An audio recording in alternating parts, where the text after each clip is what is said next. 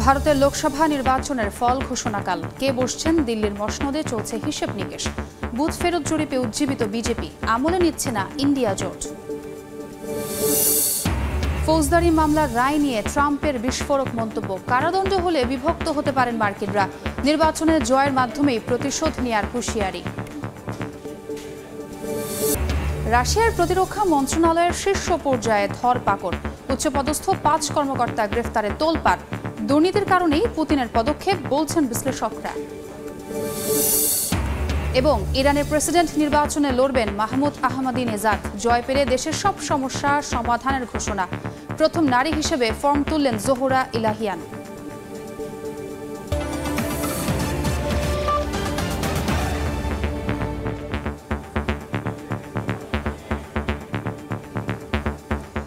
আন্তর্জাতিক সময়ের সঙ্গে আছি আমি ছোঁয়া খন্দকার। কে বসছেন দিল্লির মসনদে, জানা যাবে কাল। মঙ্গলবার সকাল 8টা থেকে শুরু হবে ভারতের লোকসভা নির্বাচনের ভোট গণনা। দেশজুড়ে গণনা কেন্দ্রগুলোতে নজিরবিহীন নিরাপত্তা ব্যবস্থা নিশ্চিত করেছে প্রশাসন। রাজনৈতিক দলগুলোর মধ্যেও বাড়ছে স্নায়ুচাপ। শুরু হয়েছে নানা হিসেব নিকেশ। বুথ ফেরত জরিপে এগিয়ে থাকার উজ্জীবিত গেরুয়া শিবির। তবে সমীক্ষা খুব একটা আমলে নিচ্ছে না বিরোধী ইন্ডিয়া জোট। সুব্রত আচার্যের রিপোর্ট। 19 এপ্রিল থেকে 1 জুন ভারতের 18তম লোকসভা নির্বাচনের 7 দফায় 47 দিন ধরে দেশটির প্রায় 65 কোটি ভোটার প্রয়োগ করেছেন গণতান্ত্রিক অধিকার। 55 লাখ ইভিএমে বন্দী সেই গণরায় জানা যাবে মঙ্গলবার। ভারত জুড়ে এরই মধ্যে গণনা কেন্দ্রগুলোতে নেওয়া হয়েছে নজিরবিহীন নিরাপত্তা। 3 স্তরের এই ব্যবস্থায় প্রত্যেক গণনা কেন্দ্রের 200 মিটারের মধ্যে থাকছে 144 ধারা। আকাশে ড্রোন, কেন্দ্রের ভেতর ও বাইরে থাকছে পর্যাপ্ত সংখ্যক সিসি ক্যামেরার নজরদারি। কেন্দ্রীয় বাহিনীর পাশাপাশি থাকছে রাজ্য পুলিশ ও নির্বাচন কমিশনের পর্যবেক্ষণ দল।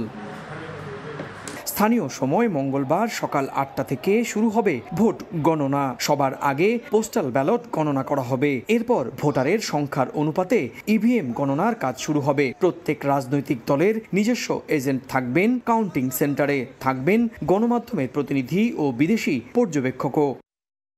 দেশটির অন্যতম দীর্ঘ নির্বাচন প্রক্রিয়ায় এবার 6টি সর্বভারতীয় রাজনৈতিক দল ছাড়াও 2500-এরও মতো প্রাদেশিক রাজনৈতিক দল নিজস্ব প্রতীকে লড়েছেন। নির্বাচনী যুদ্ধে সামিল হয়েছেন প্রায় 14,000 প্রার্থী। মঙ্গলবার একইভাবে জানা যাবে অন্ধ্রপ্রদেশ ও উড়িষ্যার বিধানসভার ফলাফলও। সুব্রত আচার্য, সময় সংবাদ, ভারত। বিস্তারিত জানাতে এই মুহূর্তে কলকাতায় আছেন রিপোর্টার সুব্রত আচার্য। সরাসরি যাচ্ছি তার কাছে। এই যে 19 এপ্রিল থেকে 1 জুন পর্যন্ত এই যে 44 দিন, এবং আমি যদি ফল প্রকাশ আগামীকালকে ধরি তাহলে 47 দিন ব্যাপী ভারতের এই যে গণতান্ত্রিক উৎসবের প্রক্রিয়া, সেটি কিন্তু আগামীকালকে সকাল 8টার মধ্যে ফলাফলের যে মাহেন্দ্রক্ষণ, সেটি কিন্তু সকাল 8টা থেকে শুরু হয়ে যাবে। তার আগে জানিয়ে রাখি যে ইতিমধ্যেই ভারতের জাতীয় নির্বাচন কমিশনার রাজীব কুমার কিছুক্ষণ আগে সাংবাদিক বৈঠক করেছেন, এবং এটি তার প্রথম। ভারতের নির্বাচন ইতিহাসে কোনো নির্বাচন কমিশন এরকম ফলাফল ঘোষণার আগে এরকম সাংবাদিক বৈঠক করার তিনি দৃষ্টান্ত দেখালেন। এবং একই সঙ্গে তার দাবি হচ্ছে যে ভারতের যে নির্বাচন প্রক্রিয়া, 7 দফায় যে নির্বাচন প্রক্রিয়ায় কতজন ভোটার এই ভোট প্রক্রিয়ায় অংশ নিয়েছেন, এবং সেটি কিন্তু বিশ্বের রেকর্ড গড়েছে। মূলত সে কারণেই উনি ক্যামেরার সামনে এসেছেন, এবং যেটি উনি বললেন যে ভারতের যে চলমান নির্বাচন প্রক্রিয়া, ভোট গ্রহণ প্রক্রিয়া, তাতে প্রায় 62 কোটির বেশি ভোটার সরাসরি এই নির্বাচন প্রক্রিয়ায় অংশ নিয়েছে, এবং তার মধ্যে 30 কোটি কিন্তু নারী ভোটার। অর্থাৎ নারী ভোটারের অংশগ্রহণও ইতিবাচক, এবং এত সংখ্যক ভোটার বিশ্বের বৃহত্তম একটি ভোট উৎসবে সামিল হয়েছে, সেটা কিন্তু সামনে এনেছেন রাজীব কুমার। একই সঙ্গে আগামীকালকে যে কাউন্টিং প্রসেস, কিভাবে কাউন্টিং প্রসেস শুরু হবে, কোন নিরাপত্তা নিচ্ছিদ্র যে চাদর বিছানো হয়েছে সেটি কিরকম ভাবে হবে, এবং ভোটের যে ফলাফল সেটি আস্তে আস্তে কিভাবে মানুষের সামনে বা গণমাধ্যমে প্রকাশ হবে, সেটি কিন্তু খুব সুন্দর করে বিস্তারিতভাবে রাজীব কুমার জানিয়েছেন। এবার আসি যে কালকে ভোট গণনা প্রক্রিয়াটা কিরকম ভাবে হবে। আপনি জানেন যে প্রায় দেশটির প্রায় 2700-র মতো নিবন্ধিত রাজনৈতিক দল, 6টি জাতি সর্বভারতীয় রাজনৈতিক দল তাদের নিজস্ব প্রতীকে এই নির্বাচনী যুদ্ধে সামিল হয়েছেন। সব মিলিয়ে প্রায় 8000-এর বেশি প্রার্থী তারা অপেক্ষা করছেন এবং 55 লাখ ইভিএমে যে এই 7 দফায় ভাগ্যবন্দী হয়েছে সেটি কিন্তু কালকেই জানা যাবে। সুতরাং দেশের মানুষের কাছে, প্রার্থীদের কাছে, বিশ্বের গণমাধ্যমের কাছে, বিশ্বের মানুষের কাছে, বিশ্বের বৃহত্তম গণতান্ত্রিক দেশ হিসেবে, উদীয়মান অর্থনৈতিক শক্তির দেশ হিসেবে বিশ্বের সমস্ত দেশের নজর কিন্তু আগামীকালকে ভারতের দিকে থাকবে, ভারতের ফলাফল প্রক্রিয়ার দিকে থাকবে। নির্বাচন কমিশন আজকে যেটা পরিষ্কার করে বলেছেন যে ইভিএম নিয়ে, গণনা প্রক্রিয়া নিয়ে কোনো ধরনের প্রশ্ন থাকলে নিঃসন্দেহে সেটি নির্দিষ্ট ওয়েবসাইট আছে কিংবা ইমেল আছে কিংবা লিখিত কমপ্লেনের মাধ্যমে কিন্তু সেটা জানানো যাবে।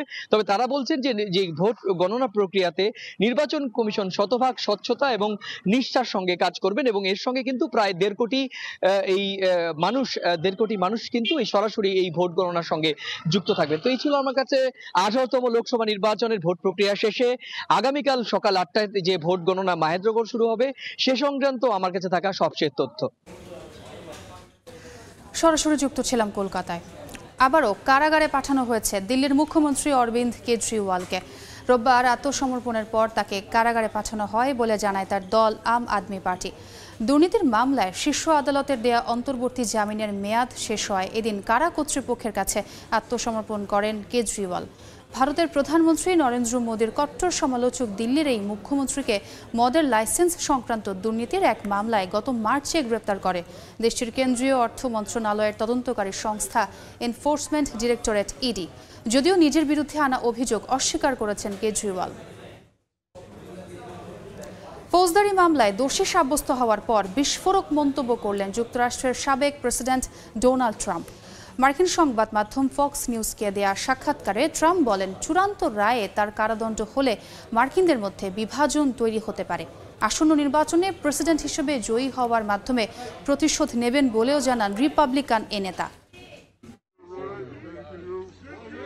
পর্ন তারকা স্টোরমি ড্যানিয়েলসকে মুখ বন্ধ রাখতে ঘুষ দেওয়ার অভিযোগ সহ মোট 34টি অভিযোগের সবকটিতেই দোষী সাব্যস্ত হয়েছেন সাবেক মার্কিন প্রেসিডেন্ট ডোনাল্ড ট্রাম্প। যুক্তরাষ্ট্রের ইতিহাসে তিনিই প্রথম সাবেক প্রেসিডেন্ট যিনি ফৌজদারি মামলায় বিচারের আওতায় এসেছেন। 11 জুলাই বিচারক এই মামলার আনুষ্ঠানিক রায় ঘোষণা করবেন। ফৌজদারি মামলার রায় নিয়ে তুমুল আলোচনার মধ্যে রোববার মার্কিন সংবাদ মাধ্যম ফক্স নিউজকে সাক্ষাৎকার দেন সাবেক এই প্রেসিডেন্ট। আদালতের রায় নিয়ে সতর্ক করেন তিনি। বলেন, যদি তাকে কারাগারে যেতে হয় তাহলে মার্কিনদের মধ্যে চরম বিভাজন তৈরি হতে পারে। আসন্ন প্রেসিডেন্ট নির্বাচনে সাফল্যই হবে সব অবিচারের বিরুদ্ধে চরম প্রতিশোধ।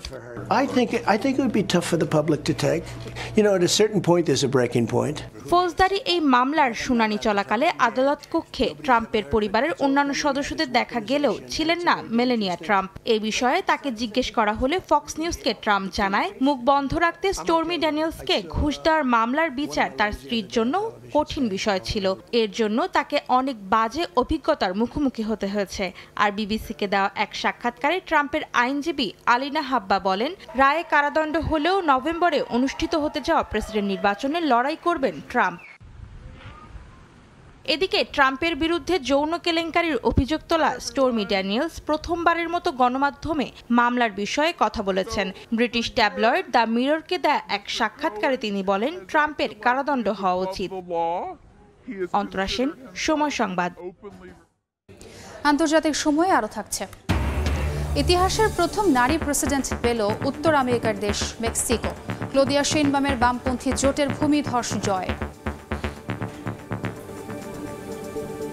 যুদ্ধবিরতির প্রস্তাবে রাজি হলেও গাজায় থামছে না ইসরায়েলি আগ্রাসন।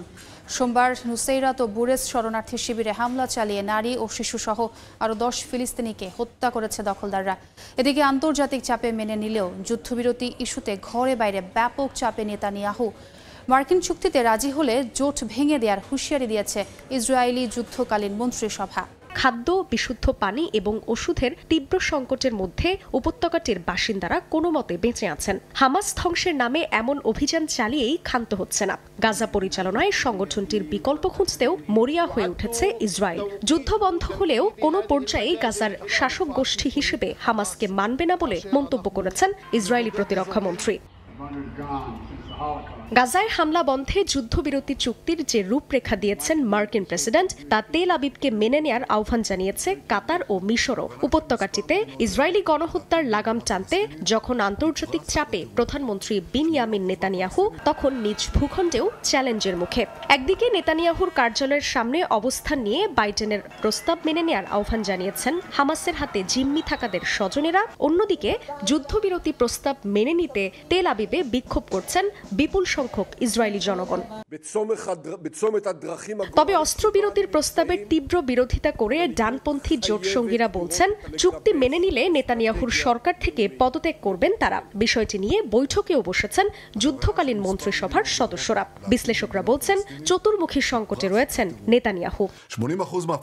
জান্নাতুল সাদিয়া, সময় সংবাদ।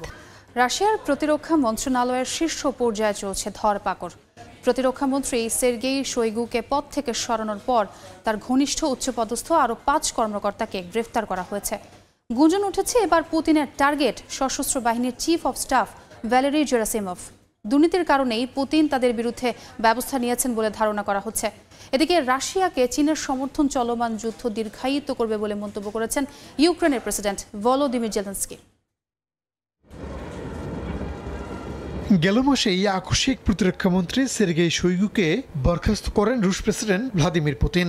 এরপর একে একে ওই মন্ত্রণালয়ের 5 জন উচ্চপদস্থ কর্মকর্তাকে গ্রেপ্তার করা হয়, যা নিয়ে দেশটিতে চলছে তুমুল আলোচনা সমালোচনা। ধরপাকড়ের এই ঘটনা প্রতিরক্ষা মন্ত্রণালয়ের কর্তা ব্যক্তিদের মধ্যে হতাশারও জন্ম দিয়েছে। হঠাৎ রুশ প্রতিরক্ষা মন্ত্রণালয়ে কেন ধরপাকড় চলছে তা নিয়ে একটি প্রতিবেদন প্রকাশ করেছে মার্কিন গণমাধ্যম CNN। কয়েকজন বিশ্লেষকের সঙ্গে কথা বলেছে গণমাধ্যমটি। সেই বিশ্লেষকরা বলেছেন, রাশিয়ার সবচেয়ে দুর্নীতিগ্রস্ত সরকারি প্রতিষ্ঠান হলো প্রতিরক্ষা মন্ত্রণালয়। সম্প্রতি মন্ত্রণালয়ের বিপুল অঙ্কের সামরিক ঠিকাদারি চুক্তির বিষয়ে প্রকাশ করেছে রাশিয়ার রাষ্ট্রীয় গণমাধ্যমগুলো।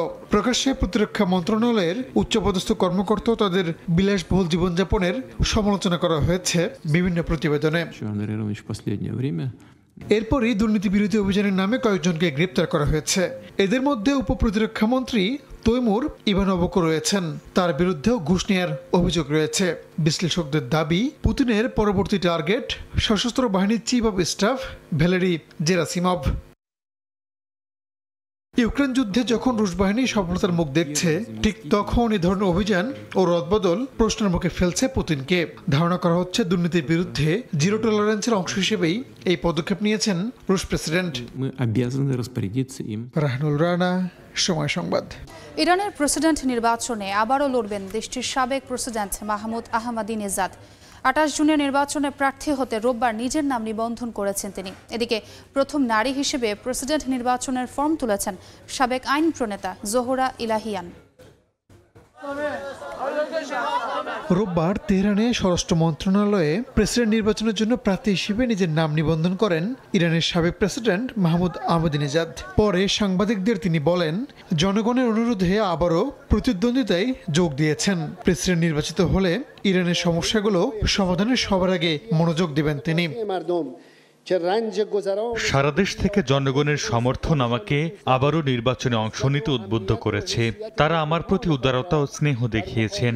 তারাই আমাকে বাধ্য করেছে নির্বাচনে লড়তে। প্রেসিডেন্ট নির্বাচনের জন্য নিবন্ধন করলেও আহমাদিনেজাদকে বাধা দেওয়া হতে পারে, কেননা 2017 ও 2021 সালের নির্বাচনেও তিনি প্রার্থী হতে চেয়েছিলেন। কিন্তু দেশের সর্বোচ্চ ধর্মীয় নেতা আয়াতুল্লাহ আলী খামেনির সঙ্গে দ্বন্দ্বের জেরে সে সময় তাকে নির্বাচনে অংশ নিতে দেওয়া হয়নি। আহমাদিনেজাদ 2005 থেকে 2013 সাল পর্যন্ত 2 মেয়াদে ইরানের প্রেসিডেন্ট ছিলেন। এদিকে আহমাদিনেজাদ ছাড়াও এখন পর্যন্ত সাবেক পারমাণবিক আলোচক সাইদ জালেলি, তেহরানের মেয়র ও সাবেক প্রেসিডেন্ট প্রার্থী আলী রেজা জাকানি, সাবেক পার্লামেন্ট স্পিকার আলী লারিজানি, সাবেক শীর্ষ ব্যাংকার আব্দুল নাসির হেমতি এবং সংস্কৃতি মন্ত্রী মোহাম্মদ মাহাদি ইসমাইল সহ অনেক বিশিষ্ট ব্যক্তিত্ব প্রেসিডেন্ট পদে দৌড়ে যোগ দিয়েছেন। প্রথম নারী হিসেবে নির্বাচনে লড়তে মনোনয়ন ফর্ম তুলেছেন জোহরা ইলাহিয়ান। 57 বছর বয়সী নারী, ইরানের সাবেক আইন প্রণেতা এবং পেশায় চিকিৎসক। সোমবার প্রেসিডেন্ট নির্বাচনে নাম নিবন্ধনের শেষ দিন। এরপর সর্বোচ্চ নীতি নির্ধারণী অভিভাবক পরিষদ প্রার্থীদের তথ্য যাচাই বাছাই করবেন। 11 জুন যোগ্য প্রার্থীদের তালিকা প্রকাশ করা হবে। 28 জুন ভোটের আগ পর্যন্ত প্রচারণার জন্য 2 সপ্তাহ সময় পাবেন তারা। গত মাসে হেলিকপ্টার বিধ্বস্তে প্রেসিডেন্ট ইব্রাহিম রাইসি নিহত হওয়ার পর নির্ধারিত সময়ের আগেই দেশটিতে নির্বাচন অনুষ্ঠিত হচ্ছে। রাহানুল রানা, সময় সংবাদ। ইতিহাসের প্রথম নারী প্রেসিডেন্ট পেল মেক্সিকো। মোরেনা পার্টির নেতৃত্বাধীন বামপন্থী জোটের প্রার্থী ক্লোদিয়া শেইনবাম দেশটির 200 বছরের ইতিহাসে প্রথম নারী প্রেসিডেন্ট। রোববার অনুষ্ঠিত মেক্সিকোর জাতীয় নির্বাচনে সংখ্যাগরিষ্ঠতা পেয়েছে মোরেনা পার্টি নেতৃত্বাধীন বামপন্থী জোট। ন্যাশনাল ইলেকটোরাল ইনস্টিটিউটের পরিসংখ্যান অনুযায়ী শেইনবাম প্রায় 60% ভোট পেয়ে এগিয়ে আছেন। তিনি প্রধান প্রতিদ্বন্দ্বী সোচিও গালভেজ থেকে 30%-এরও বেশি ভোট পেয়েছেন বলে জানা গেছে। ঈদুল আজহার সামনে রেখে কুয়েতে কোরবানির পশুর যথেষ্ট সরবরাহ হয়েছে। মূল্য সাশ্রয়ী রাখতে বিভিন্ন দেশ থেকে পশু আমদানি করছে দেশটি। মনসুমনের রিপোর্টে বিস্তারিত। মুসলমানদের সবচেয়ে বড় ধর্মীয় উৎসব ঈদুল আজহা। জ্যোতির্বিদদের মতে এবার ঈদুল আজহা উদযাপন হবে 16 জুন। ঈদুল আজহা কাউন্টডাউন শুরু হতে না হতেই কুয়েতে প্রবেশ করছে পর্যাপ্ত কোরবানির পশু। এবারে ঈদুল আজহায় পশুর দাম আরো সাশ্রয়ী করতে ব্যবসায়ীরা বিভিন্ন দেশ থেকে এরই মধ্যে আমদানি করেছে উট, দুম্বা, গরু সহ বিভিন্ন কোরবানির পশু। স্থানীয় নাগরিকদের পছন্দের তালিকায় শীর্ষে থাকা সৌদি নোয়াইমি ভেড়া এবং ইরানি সাফালি ভেড়াও আমদানি করেছে পর্যাপ্ত পরিমাণে। এছাড়াও জর্দান থেকে ইরাক হয়ে কুয়েতে আসছে প্রায় 30,000 দুম্বা। অস্ট্রেলিয়া, সোমালিয়া সহ বিশ্বের বিভিন্ন দেশ থেকেও পশু আসছে বলে জানান বিক্রেতারা। যে যখন টাইম পায় তখন আগে কিনে যায়, কারণ এখানে তো সুযোগ সুবিধা আছে। 15 দিন 20 দিন আগে কিনে রাখতে পারে। আগে যারা আগে যাইব সবচেয়ে ভালো জিনিসটাই পাইব। যেমন এই যে না আছে 600 এখন তো বাচ্চা নিতে পারবো, আর পরে তো আর বাচ্চা নিতে পারবো না, যে পরে বাচ্চাটাই নেওয়ান লাগবো। এই হয়েছে ওখান যেমন আমরা ব্যস্ত আছি। এই যেমন ওই যে লাল সবক দিয়ে থুয়ে গেছে কুইতিরা, এই যে লাল সবক দিয়ে গেছে, এইভাবে থুয়ে যাবো, ঈদের দিন নিয়ে যেতে পারবো। ঈদের এখনো 2 সপ্তাহ বাকি। এরই মধ্যে ক্রেতারা পছন্দের পশু কিনতে ভিড় করছেন কাবাদ অঞ্চলের পশু বাজারে। তুলনামূলক গতবারের চেয়ে কিছুটা বেশি গরুর মূল্য বলছেন প্রবাসী ক্রেতারা। তবে পছন্দের পশুটি আগে থেকেই কিনতে চান অনেকে। গরুর সংখ্যা বেশি থাকে তো বাছাই করতে সুবিধা হয়, যে কোনো কালার নেওয়া যায়। এরপরে তো হয়তো বা সব কালার মিলবে না। আমি এখন দেখলাম আসলাম দেখলাম আমার যেটা চয়েস হয়েছে সেটা অলরেডি বিক্রি হয়ে গেছে। ঠিক আছে, তো এই জন্যই মূলত আমি 2-3 সপ্তাহ আগে আসছি। যদি পছন্দ হয় তাহলে কিনা নিয়ে যাব। ফ্যামিলি সহকারে আসছি আমরা এখানে, ইনশাআল্লাহ কুরবানি দিব। গরু সবই পছন্দ, কিন্তু কুরবানির জন্য দামটা মনে হয় একটু বেশি। প্রকার ভেদে গরু বিক্রি হচ্ছে 350 দিনার থেকে শুরু করে 1200 দিনার, আর দুম্বা এবং ছাগল বিক্রি হচ্ছে 80 দিনার থেকে 200 দিনার পর্যন্ত। কুয়েতের কাবাদ থেকে মঈন সুমন, সময় সংবাদ। আন্তর্জাতিক সময়ের শীর্ষ সংবাদ জানিয়ে দিচ্ছি আরেকবার। ভারতের লোকসভা নির্বাচনের ফল ঘোষণাকাল। কে বসছেন দিল্লির মসনদে চলছে হিসেব নিকেশ। বুথ ফেরত জরিপে উজ্জীবিত বিজেপি, আমলে নিচ্ছে না ইন্ডিয়া জোট। ফৌজদারি মামলার রায় নিয়ে ট্রাম্পের বিস্ফোরক মন্তব্য। কারাদণ্ড হলে বিভক্ত হতে পারেন মার্কিনরা। নির্বাচনের জয়ের মাধ্যমে প্রতিশোধ নেয়ার হুঁশিয়ারি।